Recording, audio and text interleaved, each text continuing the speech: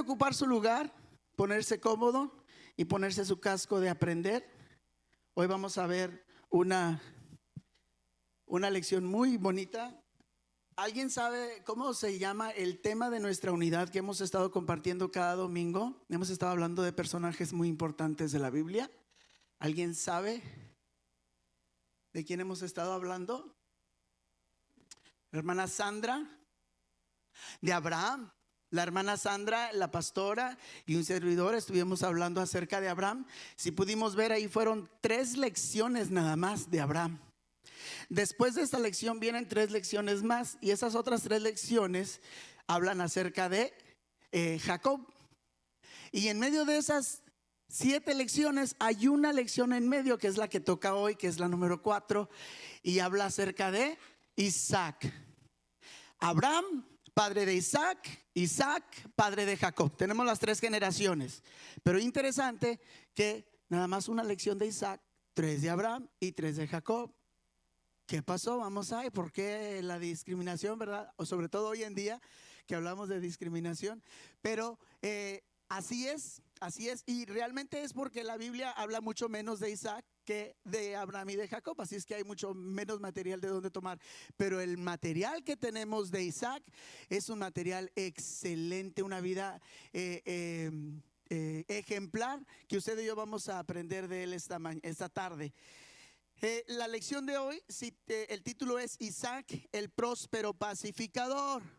El próspero pacificador. No es nada más un pacificador, es un pacificador próspero. Lo interesante de la vida de Isaac.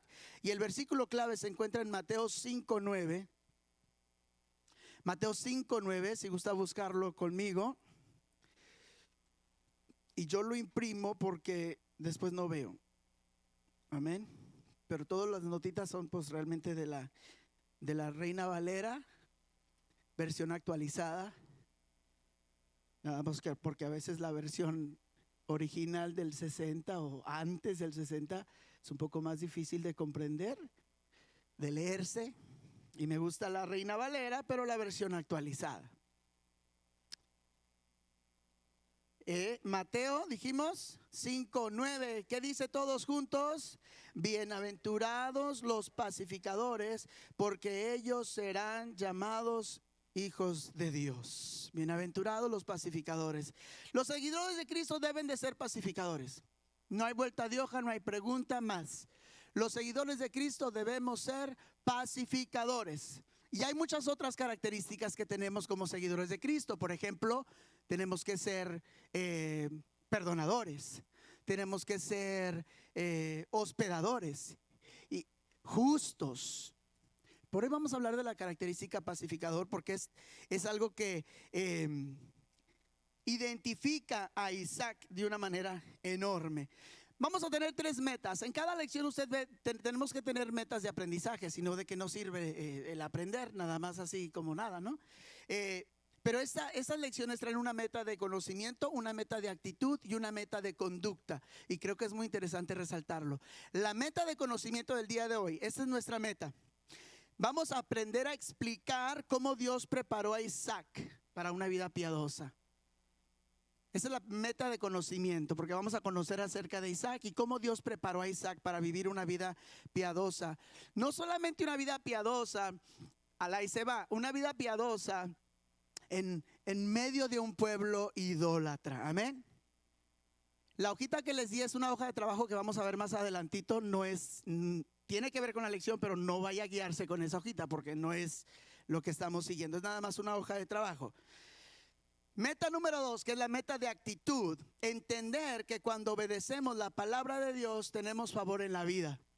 Si obedecemos, tenemos favor. El obedecer a la palabra nos da favor en toda la vida, no nada más en unas áreas de la vida. Por ejemplo, no nada más en nuestro vivir cristiano nos da favor. O sea que no nada más si usted va a cantar un canto, o va a ministrar, o va a dar una clase, o va a enseñar a niños, o va a limpiar, no nada más en esas áreas el Señor, usted va a tener el favor en todas, en el trabajo, en la cocina, en la calle, en la lavandería, donde usted esté. Pero si obedecemos la palabra de Dios, y esa es la meta de actitud. Y la meta de la conducta es ser imitador de Cristo para vivir en paz. Si queremos vivir en paz, hay que ser imitadores de Cristo. Amén.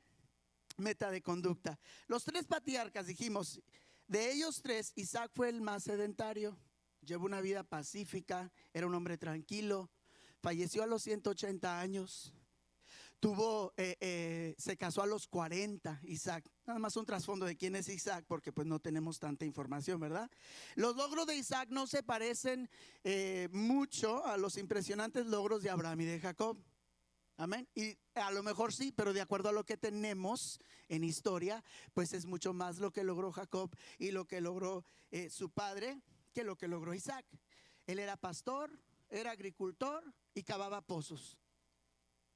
Con eso vemos que era una persona de humilde trabajo, de humilde labor, pero el Señor estaba con él. Tenía una fe inquebrantable ante Dios. Me gusta esa palabra, una fe inquebrantable ante Dios. Y dice, y estaba firmemente decidido a conservar su rico legado espiritual. Esa es una meta que nosotros nos deberíamos de proponer, estar decididos a conservar un legado espiritual para nuestras generaciones. Isaac estaba firmemente decidido a conservar un rico legado espiritual. Pregunta número 1 de la tarde. ¿Diría usted que la obra de ser pacificador es fácil? Y quiero su participación, igual los que están viendo en casita. ¿Diría usted que la obra de pacificar o ser pacificador es fácil? Explique. A ver.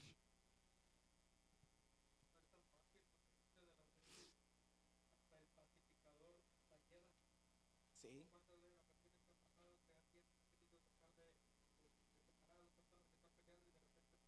Uh-huh.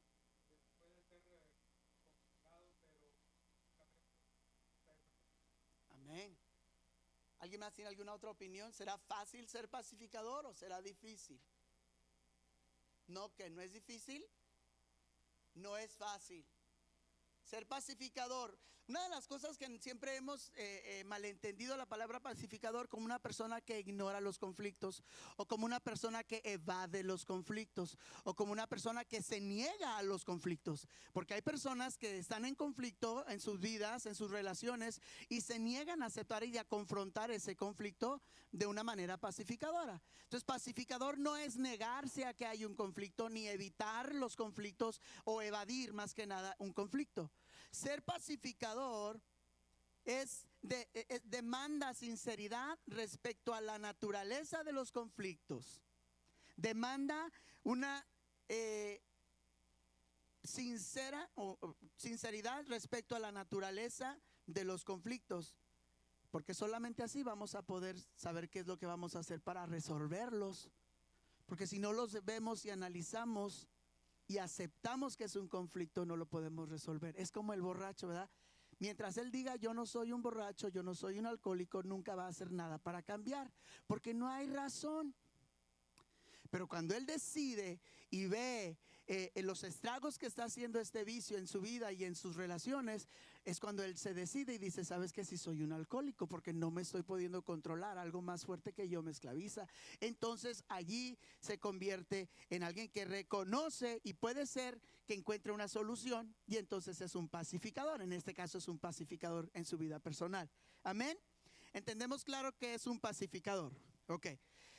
Ahora, vamos a aprender un poco de Isaac en el Nuevo Testamento. Ahora sí vamos a ver nuestras hojitas que tenemos ahí. Disculpen los que están en casita. Voy a dar las citas para que las tenga. Debo de haber dejado la mía, y si no, alguien se la llevó y tiene las respuestas.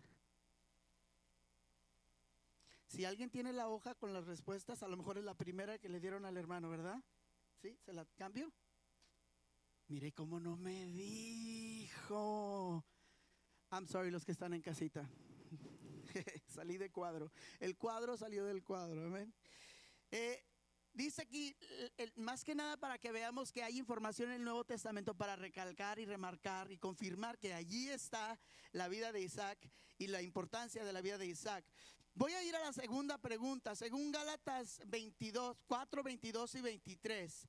¿Cuál era la gran diferencia entre la posición espiritual de Ismael, hijo de Abraham, y nacido de Agar, y la posición espiritual de Isaac, hijo también de Abraham, nacido de Sara. ¿Cuál era la posición espiritual de Ismael, hijo de Abraham y Agar, y la posición espiritual de Isaac? Recordemos que Abraham querían tener descendencia. Dios les prometió a Isaac, obviamente no les dijo van a tener a Isaac, les prometió descendencia, no específicamente a alguien o con su nombre. Y se desesperan y él dice, bueno, a lo mejor la cosa no es por acá, Sara, a lo mejor es con la sierva Agar. Y están de acuerdo, tienen ese encuentro, conoce a Abraham a su sierva Agar y nace un hijo, es el hijo mayor de la casa. Y ese hijo mayor es Ismael. ¿Ven? Pero ese no es el hijo de la promesa. El hijo de la promesa todavía no llegaba. Y cuando sale encinta, ahora sí que Sara, llega el momento oportuno, nace entonces el hijo de la promesa, y el hijo de la promesa es Isaac. Y no sé si alguien en este momento fue y buscó lo que dice Gálatas 4, 22 y 23. ¿Qué dice? Fuerte, fuerte.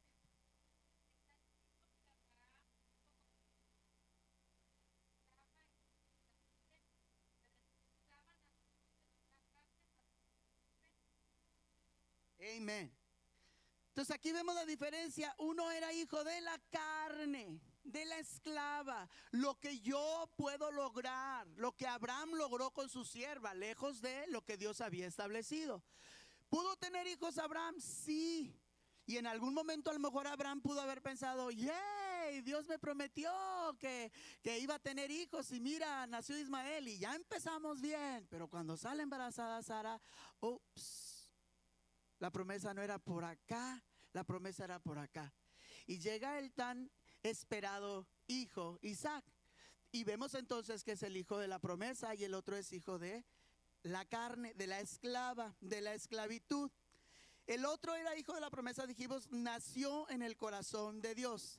Ahora, ¿qué prefiero yo? ¿Que se establezca en mi vida la idea que Dios tiene para mi vida, o la idea que yo tengo para mi vida? ¿Qué me conviene más? La de Dios. Si conocemos realmente el poder de Dios, entonces es fácil la respuesta. Desafortunadamente hay un mundo que dice que es mucho mejor la idea que ellos han planificado para sus vidas. El mundo de hoy nos dice eso. Basta con platicar con cualquier joven. Regularmente dicen, Dios, ¿qué tiene que ver conmigo? Yo lo voy a hacer porque esos son mis planes. Usted y yo hemos visto la luz. Entonces para nosotros la importancia de que los deseos y las ideas de Dios se establezcan en nuestras vidas y no lo que nosotros creemos. Amén. Ahora las otras respuestas no se las voy a dar, pero las va a llevar a casita y las va a completar, porque aquí le va a dar mucha más información de la importancia de Isaac en la palabra del Señor. Bien, tenemos más información de Abraham y de Jacob, dijimos. Por ejemplo, ¿alguien sabe qué significa Isaac? Risa, yes, risa. Porque cuando Dios le habla a Abraham y a Sara, Sara se ríe. Entonces, para que se acuerde de que se rió delante de Dios y tal vez por incredulidad. Bueno, sí, por incredulidad, porque dijo, puede ser que yo tan vieja, ¿verdad? Entonces significa el que hace reír o risa. Así es que si usted no ha tenido criaturas todavía o piensa tener más, si quiere que su hijo sea comediante, no es cierto. No le vaya a poner Isaac para que sea comediante. Ni hablan, son pacificadores los Isaacs, amén. Ok, vamos a entrar en la lección. Ya hablamos un poquito del trasfondo. Vamos a ver la lectura en clase. La primera parte que vamos a leer está en Génesis 26. Vamos a leer prácticamente el capítulo 26 de Génesis, pero en porciones. Porque no me gusta leer todo y luego ir leyéndolo otra vez en cada punto. Prefiero irme de punto en punto. Amén. Isaac engaña a Abimelech. Espérame, lo primero que vamos a hablar de Isaac son mentiras. Con razón no hay tanta información de Isaac en la Biblia. No es así. Dice Génesis 26 del 1 al 6. Y le daría lectura a usted, pero le voy a dar yo para que pueda salir el sonido en vivo. 26 del 1 al 6 dice, hubo hambre en el país, además de la primera que hubo en los días de Abraham. E Isaac se dirigió a Abimelech, rey de los filisteos, en Gerar. Y se le apareció el Señor y le dijo: no desciendas a Egipto, habita en la tierra que yo te diré. Reside en esta tierra, yo estaré contigo y te bendeciré, porque a ti y a tus descendientes les daré todas estas tierras. Así cumpliré el juramento que hice a tu padre Abraham. Yo multiplicaré tu descendencia como las estrellas del cielo, y daré a tu descendencia todas estas tierras. Y en tu descendencia serán benditas todas las naciones de la tierra, porque Abraham obedeció mi voz y guardó mi ordenanza, mis mandamientos, mis estatutos y mis instrucciones. Y habitó pues Isaac en Gerar. Aquí vemos algo muy parecido a la hambruna que sucede en los días de su padre Abraham. Pero cuando Abraham, en el caso de Abraham, Abraham se va a Egipto cuando hay escasez o hambruna. Desafortunadamente en aquellos tiempos no tenían los silos que ahora tienen, las bodegas grandes donde guardan ¿mande? Los contenedores donde guardan las frutas, los vegetales que nosotros consumimos durante años. Tal vez la papa que comimos hoy la compramos en el Walmart, es una papa de hace 1 año y medio, pero ha estado refrigerada en un congelante enorme allá por Idaho. Si usted nunca ha ido para esos estados donde se produce mucha papa, usted se dará cuenta que hay unas bodegas enormes como centros de concentración, así grandes, como un Amazon. Si ha ido a los distribution centers de Amazon, que son enormes, y están llenitos de papa, y otros están llenitos de betabel para hacer azúcar, y otros llenitos de elote, y otros de frijol, y otros de habas. En aquel tiempo no habían todas esas capacidades que tenemos hoy, tanta química que hoy podemos tener para conservar esos alimentos. Entonces, lo que hacían es que se mudaban de una ciudad a otra donde sí había comida y donde no, pues moría la gente de la hambruna y los animales y lo que tuvieran. En este caso, Abraham se había ido a Egipto, pero cuando pasa eso ahora en la vida de Isaac, el hijo, Dios le dice: no te vayas para Egipto. Quédate aquí, reside en esta tierra y yo estaré contigo. Así es que Isaac se quedó en Gerar, parte de la tierra de Canaán, parte de la tierra de su padre. Pero en Gerar obviamente era una ciudad guiada o ¿cómo se dice? Ruled por los filisteos. No eran cananeos, no eran hebreos, no practicaban, no creían en Dios, en Jehová de los ejércitos que usted y yo creemos. Ellos creían en sus ídolos y tenían muchas imágenes y tenían muchas otras ideas. Más sin embargo, algo muy interesante ¿qué sucede? Dice aquí: Dios le habló a Isaac y le dijo que no se fuera a Egipto, que se quedara en Canaán. ¿Y qué hizo Isaac? Se quedó donde Dios le dijo. No se movió, no titubeó, no preguntó ni por qué. A pesar, bueno, vamos a ver esta pregunta: ¿qué podemos aprender del ejemplo que dio Isaac al quedarse donde Dios le ordenó? Obediencia, pero se iba a morir porque allá había hambruna. ¿Cómo es que iba a sobrevivir? Confiaba en Dios. Una característica importante es aquí una suma pero cegada confianza en Dios. Que usted y yo pasemos por lo mismo, difícilmente nos vamos a obedecer a Dios, porque vamos a ver lo que los demás, aparte de que hoy en día nos guiamos mucho por lo que los demás están haciendo. Ya no es tanto por mis convicciones, pero por lo que los demás dicen. Y a veces eso nos mete en líos porque queremos complacer lo que el estatus dice que debemos de hacer, o lo que todos los demás están haciendo. Seguramente es una buena opción porque ellos son inteligentes, entonces yo también lo voy a hacer. Desafortunadamente usted y yo no nos guiamos por lo que la inteligencia limitada nos da para entender. Usted y yo nos debemos de guiar de una manera espiritual en cada una de las acciones que tomamos, decisiones que tomamos, pasos que damos, porque de no ser así, entonces vamos a ir en contra de la voluntad perfecta de Dios. A pesar de esta confianza, fíjese cómo ¿de dónde empieza todo esto? Yo recordaba, no porque lo vi, pero porque lo leí y lo analizamos y lo vemos, lo leímos. Isaac fue aquel al que Abraham llevó al sacrificio, al altar de sacrificio.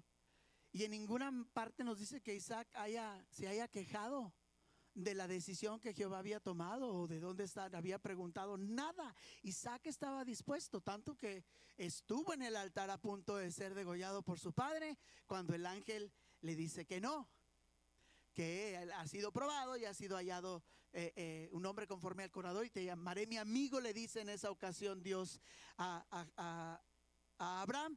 Entonces vemos aquí que Isaac ya venía de un carácter templado que Dios estaba preparando desde que era joven. Isaac ya estaba,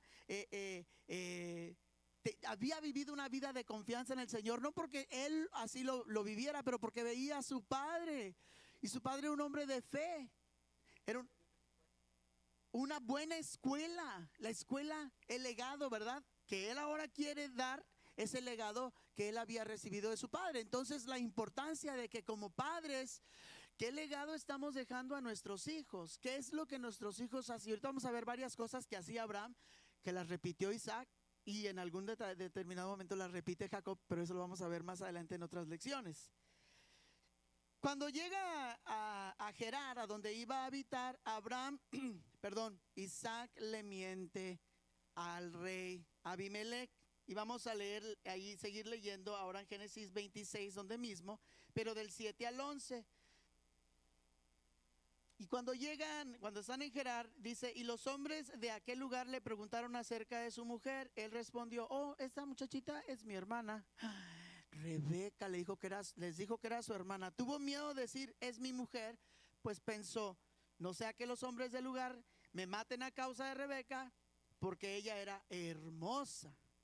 Sucedió después de estar allí muchos días que Abimelech, rey de los filisteos, miró por una ventana, y vio que Isaac estaba acariciando a Rebeca, su mujer, que había dicho que era su hermana. Entonces Abimelech, el rey, llamó a Isaac y le dijo, he aquí de veras ella es tu mujer. ¿Por qué tú dijiste pues, es mi hermana? Isaac le respondió, es que pensé que quizá moriría a causa de ella. Abimelech le dijo, ¿por qué nos has hecho esto? Por poco pudiera haber dormido alguno del pueblo con tu mujer y hubieras traído sobre nosotros culpabilidad. Entonces Abimelech dio órdenes a todo el pueblo diciendo, el que toque a este hombre o mujer morirá irremisiblemente. Era un plan de Dios. Era un plan de Dios. Lo que sucedió fue un plan de Dios, porque si no, en ningún momento le hubieran dicho que nadie toque a este hombre y a esta mujer. Pero a causa de que él dijo que era su hermana y aquel estuvo a punto de pecar contra ella, y la cuestión aquí no era tanto que temieran a Isaac. Ellos temían al Dios de Isaac. Los filisteos sabían quién era el Dios de Isaac. Ya les había ido como en feria cuando con Abraham. Ya. Recordemos los 4 reyes que destruyó Abraham con los 18 hombres que habló la pastora cuando dio la clase. O sea que ellos sabían quién era Dios y que ellos estaban muy limitados en contra del Dios de Isaac. Así que todo lo que sucede en nuestra vida es un plan perfecto de Dios si hacemos conforme a la voluntad del Padre. Ahora, después de esto pasa el conflicto sobre el agua. Vamos a empezar con los conflictos acá en Génesis 26, ahora del 12 al 18. Dice que Isaac sembró en aquella tierra y aquel año obtuvo 100 por 1. Y había hambruna, El Señor lo bendijo y el hombre se enriqueció y continuó enriqueciéndose hasta llegar a ser muy rico. Tenía rebaños de ovejas, hatos de vacas y abundancia de siervos, de modo que los filisteos le tenían envidia. Los filisteos cegaron, quiere decir cerraron, y llenaron de tierra todos los pozos que habían abierto los siervos de su padre Abraham en sus días. Entonces Abimelech el rey le dijo a Isaac, aléjate de nosotros porque te has hecho más poderoso que nosotros. Envidioso. Isaac se fue de allí, asentó sus tiendas junto al arroyo de Gerar y habitó allí. Isaac volvió a cavar los pozos de agua que habían cavado en los días de Abraham su padre y que los filisteos habían cegado después de la muerte de Abraham, y él los llamó con los mismos nombres con que su padre los había llamado. Entonces aquí tenemos que Dios no solo protege a Isaac y a Rebeca de los filisteos, sino que también Dice que prosperó a Isaac. Aunque la sequía afectó a todo el mundo, por lo visto a Isaac no le estaba pasando nada.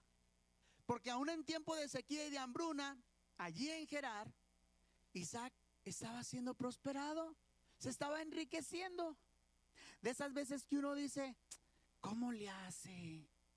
¿Cómo le hace para tener si casi no trabaja? Yo recuerdo que pues nosotros siempre en la casa, mis papás trabajábamos en la labor. No había así riqueza ni nada, trabajábamos en la labor. Éramos migrantes. Cuando nos compraban ropa en la escuela, como el primer mes de clases, nos llevaban a todos los migrantes a comprarnos 2 pares de pantalones, 2 camisas, un par de tenis, calcetines y choninos, ropa interior. Y esa era nuestra ropa que usábamos cada año, porque éramos una familia de pocos. Pero yo recuerdo que a mi mamá le pedían dinero y mi mamá prestaba seguido, y no le pedían 100, le pedían miles, y mamá prestaba. Y siempre teníamos que comer. No éramos una familia con mucho de sobra, pero teníamos lo necesario. Entonces, la importancia de hacer lo que Dios quiere, y aún en medio de la sequía, Dios estaba prosperando y se estaba enriqueciendo. ¿Y quién estaba comprando si había sequía? Pues quién sabe, pero él se estaba enriqueciendo, dice la palabra. Isaac cosechó 100 veces lo que había sembrado. La bendición estaba sobre él y se convirtió en la envidia de los filisteos. Isaac había aprendido 2 cosas de su padre, y aquí están las 2 cosas que quiero que vean que Isaac había aprendido de sus padres. Isaac había aprendido el legado de su padre a levantar altares y a cavar pozos. Isaac había aprendido a levantar altares y a cavar pozos. Y Abraham, si estoy titubeando porque estoy hablando de los 2 personajes a la misma vez, pero Abraham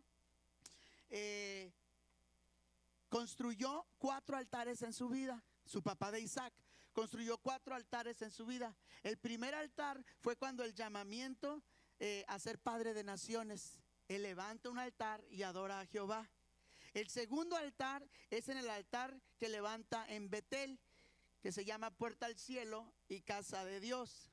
Es el altar, estaban pasando por problemas en Egipto cuando él levanta ese altar. Después levanta el altar en Hebrón. Hebrón significa firmeza. Y vemos aquí los 4 altares, cada uno lleva un significado que puede ser una lección o todo un seminario, los 4 altares de Abraham. Y el último altar que levantó fue donde iba a sacrificar a su hijo Isaac, que fue donde Dios le llama amigo de Dios.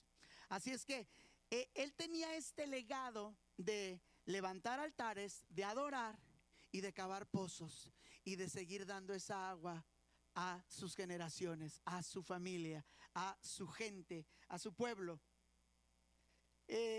Abimelech mismo le ordenó que se fuera. Lo corrieron, vete de aquí, porque te tenemos envidia. La prosperidad de Isaac, con que Dios lo había bendecido, se convirtió en una fuente de problemas para él. Ahora, porque era bendecido, tenía problemas con el mismo rey. Y no nada más viene el rey, ahorita vamos a leer, vienen 2 hombres con el rey. Cuando viene el rey, imagínense que venga el presidente a su casa y que venga para regañarlo y decirle, vete de esa tierra.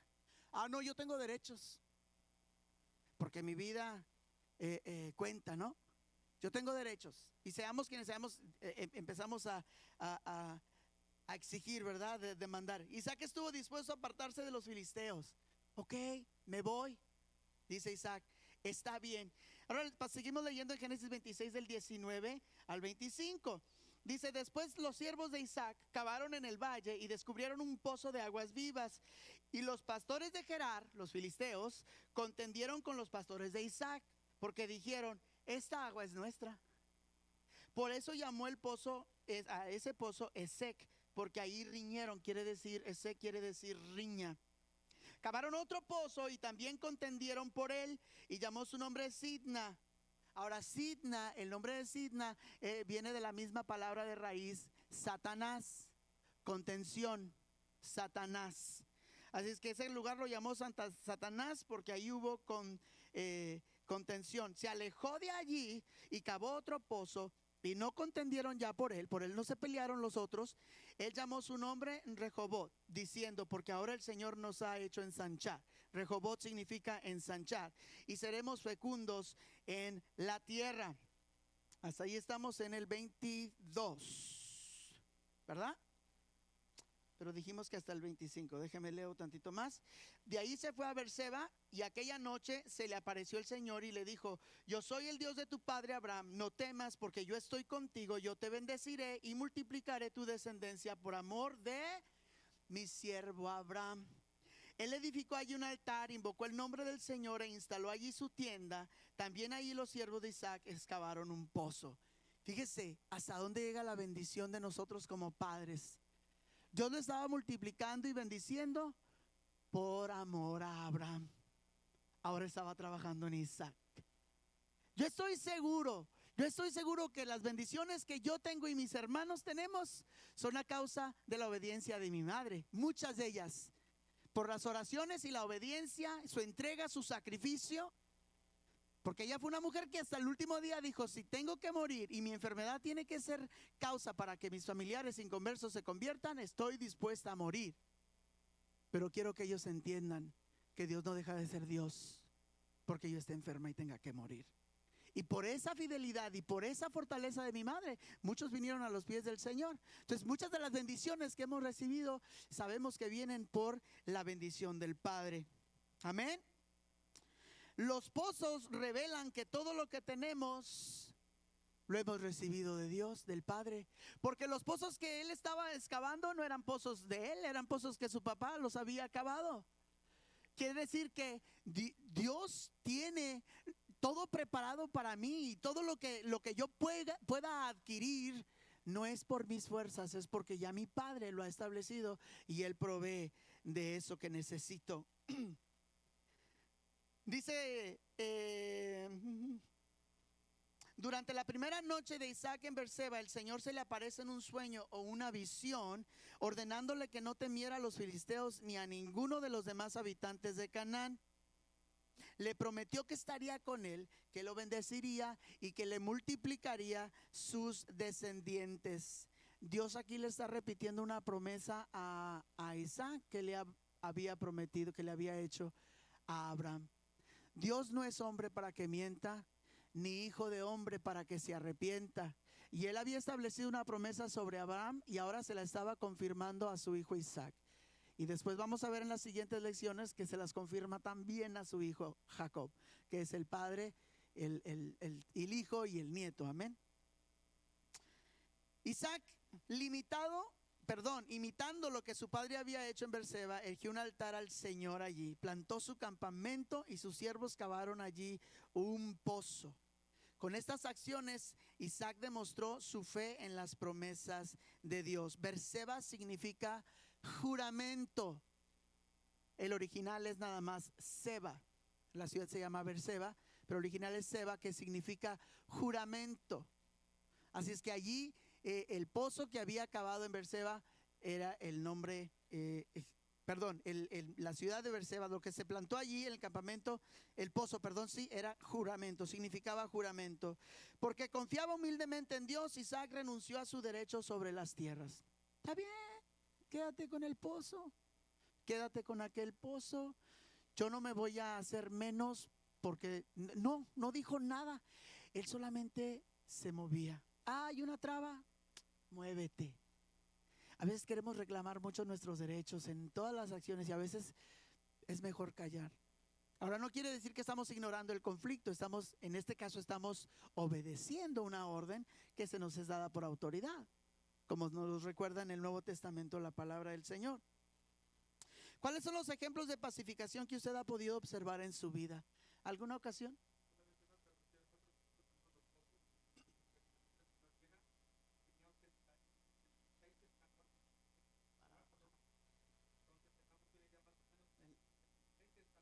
Sí.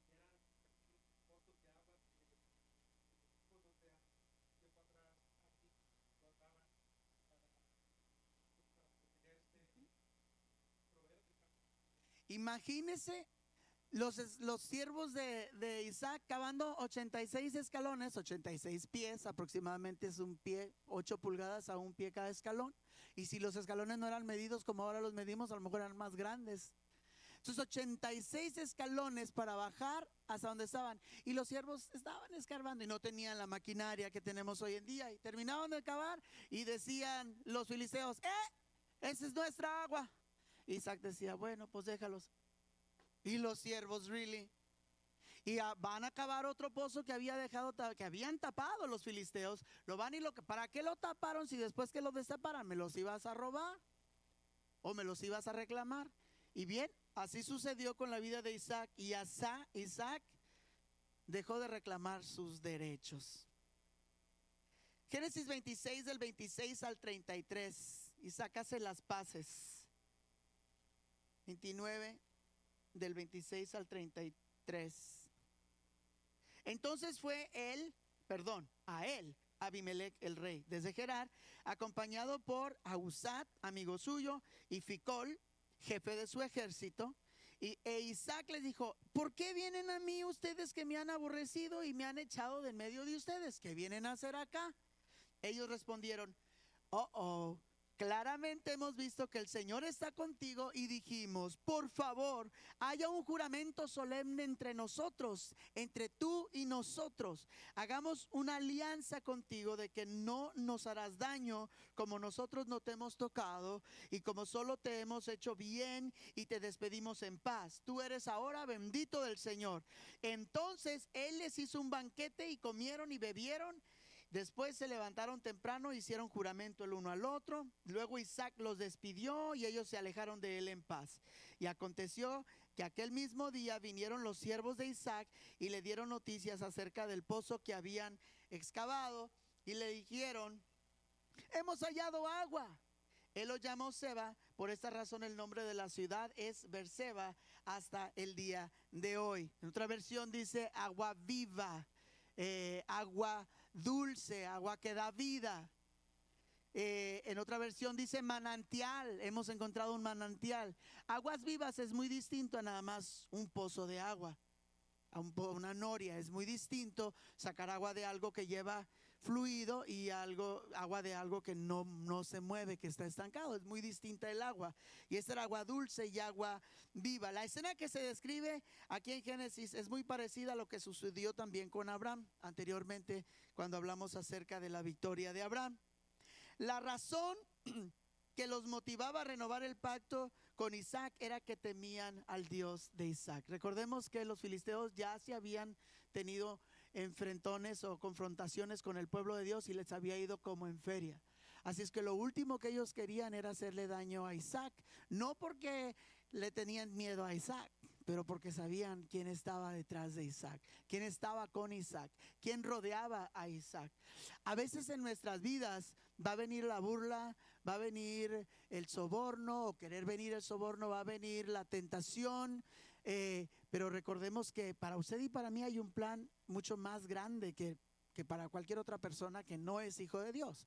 Nosotros tenemos que afirmarnos en ese plan y aprender a establecernos firmes y decir, yo no voy a ser como los demás, yo tengo que ser distinto porque Dios está conmigo. Y el mundo empieza a ver esa distinción, el mundo lo empieza a hacer. Cuando usted recién se convierte, va a tener muchos más problemas que ya después de tanto tiempo, de algunos 2 años, cuando ya empieza usted a agarrar conchita y ya se le resbala lo que le digan y las burlas.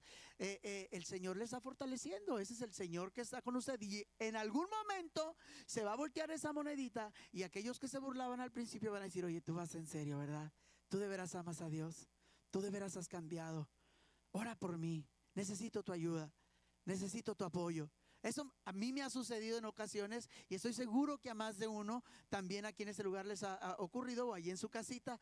Y qué bonito es ver la mano del Señor defendiendo lo que es suyo y nosotros ni siquiera movemos un dedo, nada más estamos tranquilos como lo indica su palabra. Romanos 12, 17 y 18. Dice, no paguen a nadie mal por mal. Romanos 12, 17 y 18. Procuren lo bueno delante de todos los hombres. Romanos 12, 17 y 18. Si es posible, en cuanto dependa de ustedes, tengan paz con todos los hombres. Aquí nos está animando la palabra del Señor a tener paz con todos los hombres. El Señor quiere que los cristianos vivamos en paz. No obstante, es importante que pensemos en una indicación correcta de cómo hacer esto. Dijimos, si es posible, en cuanto dependa de vosotros. Esa es la indicación. Si es posible, en cuanto dependa de vosotros. Quiere decir que aquí tiene que ser mi voluntad. Yo tengo que doblegar mis sentimientos y depende de vosotros lo que nosotros decidamos. Dice, no paguen, si es posible, el 18, en cuanto dependa de ustedes, tengan paz con todos los hombres. Entonces es una decisión. Eso no va a pasar por arte de magia. Eso de ser pacificador no va a pasar por arte de magia. Eso es algo por lo cual nosotros tenemos que decidir y doblegar nuestra voluntad a aprender a ser pacificadores, porque a veces el ser pacificador vamos a tener que enfrentar a nuestros enemigos con la verdad solamente. Vamos a respetar la autoridad, pero vamos a enfrentar a nuestros enemigos con esa verdad. Y la verdad es la que hace el cambio. Romanos 13 del 1 al 6, si alguien lo tiene, Romanos 13 del 1 al 6.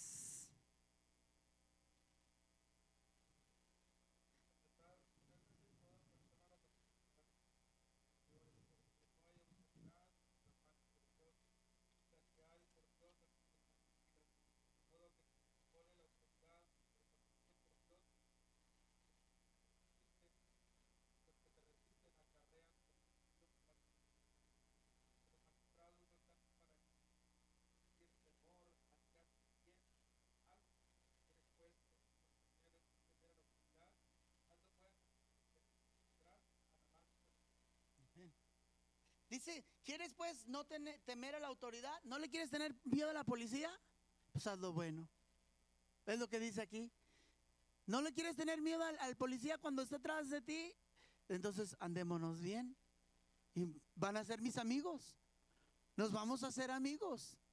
Si nos enemistamos con nuestras autoridades, entonces vamos a estar mal. Dice, porque es servidor de Dios para tu bien. O sea que esas autoridades están sirviendo de alguna manera a Dios para nuestro bien. Están ayudando a Dios para que nosotros estemos bien, tranquilos en casa. Pero si haces lo malo, pues teme, porque no en vano lleva la espada, pues es servidor de Dios. O sea, no lleva la carabina nada más de muestra o de, ¿cómo se dice? De adorno. La lleva para usarla, su pistola. Dice, no la lleva en vano la espada, pues es servidor de Dios, vengador para castigar al que hace lo malo, por lo cual es necesario estarle sujetos, no solamente por razón de que me van a castigar. O sea, no me voy a sujetar al policía porque nada más porque me va a castigar, sino que también por causa de la conciencia, por obediencia, por temor a Jehová, sobre todo nosotros. Pues por esto pagáis también los tributos, porque son servidores de Dios. Bueno, y habla acerca de pagar al que honor, al que respeto, al que tributo, ¿verdad? Y de ahí siempre decimos honor al que honor merece, porque la palabra así lo recalca. Para vivir en paz, tenemos que estar en paz con Dios, primeramente. Después estar en paz con los cristianos, con el cuerpo de Cristo. Y estar en paz con nuestra familia. Yo no puedo creer, a veces es increíble, no me llega el poder razonarlo, que algún hermano de familia no se hable con otro hermano de familia, pero hemos oído casos que así sucede. Y hay una riña entre hermanos de familia, de carne, hijo de papá y mamá, que no se hablan por años, décadas. Y ese es un problema, porque si no hay paz en mi familia, ¿cómo puedo tener paz en el cuerpo de Cristo? Y si no hay paz en el cuerpo de Cristo, ¿cómo puedo tener paz con Dios? Y con los que no aman a Cristo y que no son seguidores de Cristo. Entonces, para poder vivir en paz, tenemos que estar en paz con Dios, en paz con el cuerpo de Cristo y en paz con nuestra familia.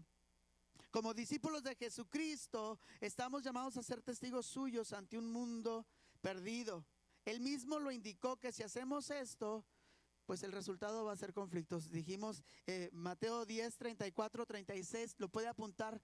Dice que yo no he venido para meter paz, sino para meter, va a haber desacuerdo entre papá e hijo, hermana, primo, X, ¿vea? Y ahí da un ejemplo de la gente, de la familia inmediata, pero va a haber conflictos por causa de Cristo. Una cosa que me gustó mucho de nuestra lección es esto que dice aquí. No es fácil no es fácil olvidar que el evangelio produce una separación entre los creyentes y no creyentes. Ahora, el evangelio me acerca a Dios y me acerca al Padre, pero desafortunadamente para la relación entre el mundo y yo, porque me acerqué a Dios, automáticamente me separé del mundo y de todo lo que hacía en el mundo. Entonces, en esa separación es donde está el problema.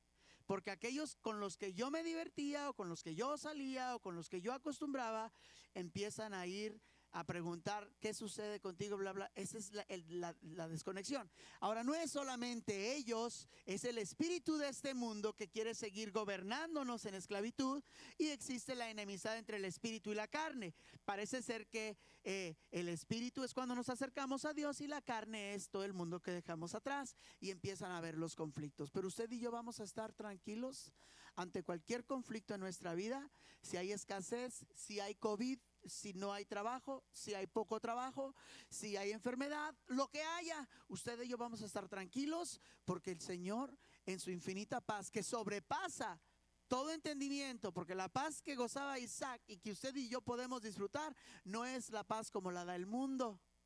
Es una paz que sobrepasa todo entendimiento. Es aquella paz que el día que muere papá y mamá, en el lapso de una semana, mis 9 hermanos y yo podemos cantar toda la noche alabanzas al Señor, ministrando. En el caso de mi mamá, algunas 350, 400 personas estaban en el sepelio, y una semana más tarde ministrando en el caso de papá en el mismo lugar. Y esa paz que sobrepasaba, llegaba la gente y nos abrazaba, lloraba desmorecidamente y decían: entiendo tu dolor. Y en ocasiones yo hasta me preguntaba y decía: oye, yo no amaría tanto a papá y a mamá, porque no lloro como lloran los que vienen a darnos el pésame. Pero es que la paz de Dios sobrepasa todo entendimiento y no es nada parecida a lo que este mundo pueda dar. Así es que no vamos a comparar lo que Dios ofrece con lo que el Padre ofrece. Amén. Vamos a orar. Padre, te damos gracias en esta tarde por tu palabra, porque nos vuelves a recordar cuánto nos amas. Gracias, Señor, que nos has llamado pacificadores, reconciliadores, Señor, y hemos venido a eso, a tratar de sanar a este mundo. Tú nos has llamado a vendar heridas, a quitar la ceguera espiritual, Señor, a abrir pozos de agua viva que pueda seguir manteniendo viva, Señor, la relación de tu pueblo contigo, Señor. Ayúdanos a poder ser esos hombres y mujeres que cavemos pozos que den agua que sobreabunde, y agua que dé vida y vida eterna, Señor. Y que podamos, Señor, siempre recordar y levantar altares a ti, adorarte a ti por sobre todas las cosas, sacrificarlo todo por ti, Señor, entregarlo todo por ti, porque tu palabra nos dice que no has venido nada más para que haya amistad, sino que has venido a que haya riña entre el espíritu y la carne, porque ciertamente es una lucha y contigo la hemos de ganar. En el nombre de Jesús lo declaramos, a quien damos toda la honra y toda la gloria desde ahora y para siempre, Señor. Amén. Aleluya. Bien, pues muchísimo gusto que nos ha dado vernos. Yo sé que a mí me ha dado mucho gusto verles hoy. El domingo me dio gusto ver otro montoncito de gente, y este domingo que viene no voy a poder verles porque no me corresponde estar aquí ese domingo, pero pues los voy a ver pues de perdido en Facebook al que está aquí, pero no todos ustedes. Me da mucho gusto verles. Bienvenidos a la casa del Señor. Si es la primera vez que nos visita, pues bienvenido. Y si no, pues esperamos que se quede entre nosotros y nos siga acompañando. Este sábado habrá servicio de niños a las 5. Sí, tenemos todavía servicio de niños a las 5 de la tarde. El sábado pasado hablábamos de la creación, el sábado antepasado hablábamos de David y Goliat, y después hablamos también de ¿qué? A ver, niños, el primer sábado, ¿de qué se habló? Ahí te hablan. ¿Qué dice? de Abraham. Estaba poniendo atención a la lección de la maestra Fati. Ella no se conforma con el sábado de niños, ella ve también el del domingo, amén.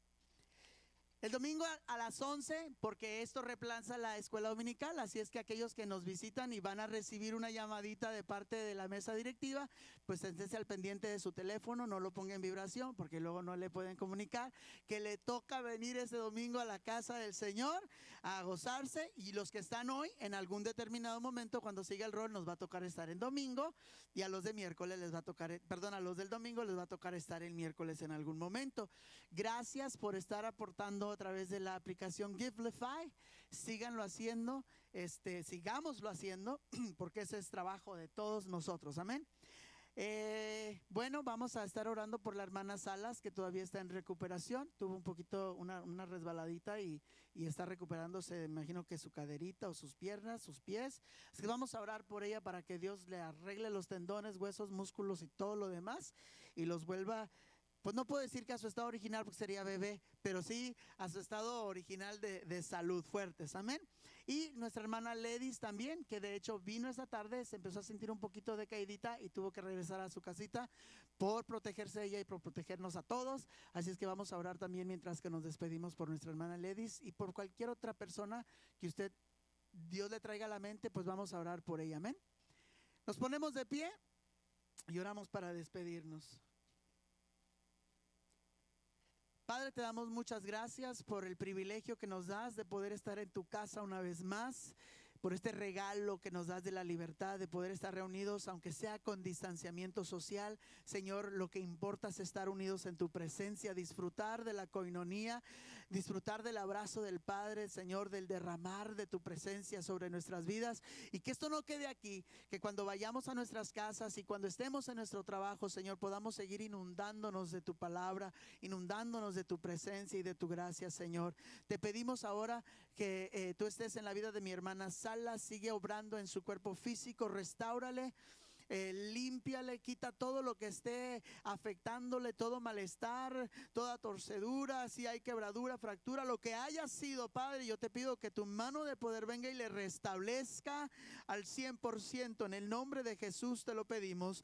Padre, te pedimos por mi hermana Ledis, ese malestar que sintió, que no sea nada grave, que solamente sea un malestar, tal vez nervios, y que tú te encargues de limpiar su cuerpo, su mente, su pensamiento, su corazón. Limpia, Padre, para que ella pueda restablecerse y sentirse en cabal salud. Te lo pedimos en el nombre de Jesús, tu Hijo amado, y cualquier otro enfermo de la congregación, Señor, que esté en recuperación o que esté pasando por momentos difíciles, algún problema económico, problema legal, yo te pido que tu mano venga a obrar milagros extraordinarios y que el día de mañana podamos hablar de las maravillas que tú has hecho en medio de tu pueblo, Padre, porque esto conviene que hagamos. Te pido que nos despidas en paz de este lugar, pero no de tu presencia, que a donde vayamos seamos luz y que tú vayas con nosotros, Señor. Glorifícate en nuestras vidas, nuestras familias, nuestro trabajo, nuestra salud, la alacena, nuestros carros. Rodéanos de tu gracia y de tu poder, de tu presencia, y que juntamente podamos venir una vez más pronto